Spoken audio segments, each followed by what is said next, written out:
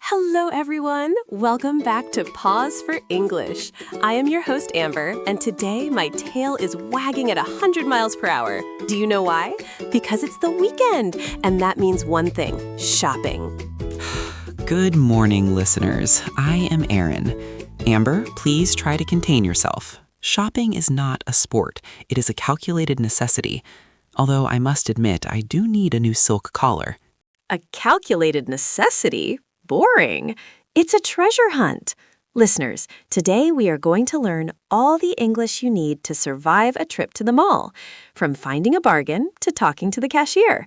Aaron, let's start with the basics. What do we call it when we just go to look at things but don't buy anything? That is called window shopping. It originates from the idea of looking through the glass windows of a storefront. It's a great way to practice your English reading skills without spending a single cent. I do that at the butcher shop. I call it window drooling. Charming. Let's move on to the actual process. When you enter a store, you might be looking for a bargain or a discount. A bargain is something bought at a very low price compared to its actual value. Yes, I love a good sale, especially buy one, get one free. Or as the humans say, BOGO. That's my favorite word ever. Okay, let's get serious for a second. Aaron, when I'm at the mall and I find a cool shirt, but I don't know if it fits my doggy body, where do I go? You go to the fitting room or the changing room. You might ask the shop assistant, "Where are the fitting rooms?" Or, "Can I try this on?" Can I try this on? Got it. And if it's too small, I say, do you have this in a larger size? Exactly. And if you are worried about the cost, you look at the price tag. If you think it's too expensive, you might say, "That's a bit out of my budget." Budget? What's a budget? Is that a type of treat? A budget is the amount of money you have available to spend. For example, my budget for catnip is very high, while my budget for your tennis balls is 0. Hey, that's not fair. Very well. Good afternoon. Welcome to Paws and Fashion. Are you looking for anything in particular today, or are you just browsing? Oh, hi. I'm looking for a bright yellow raincoat. I saw one in the window. Ah, a classic choice. We have that in our new spring collection. What size are you looking for?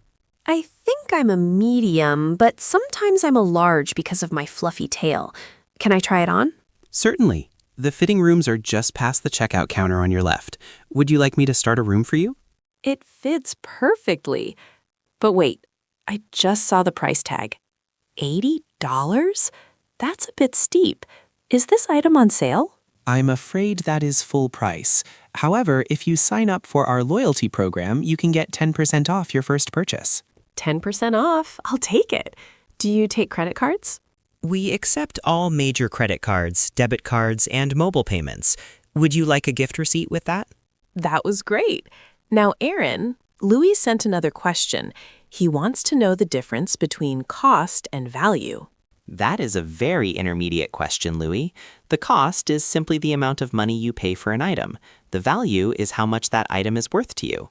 For example, a cheap toy might have a low cost, but if it breaks in 5 minutes, it has very little value. Oh, I get it.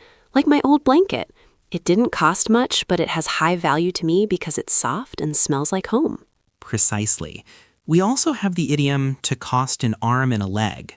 Why would anyone pay with an arm? It's a figure of speech, Amber. It just means something is extremely expensive. For instance, that designer handbag costs an arm and a leg. Whew, I prefer to keep my legs for running. Another good one is shop till you drop. It means shopping until you are so tired you can't walk anymore. That's me every Saturday. Before we finish our shopping trip, let's talk about the checkout.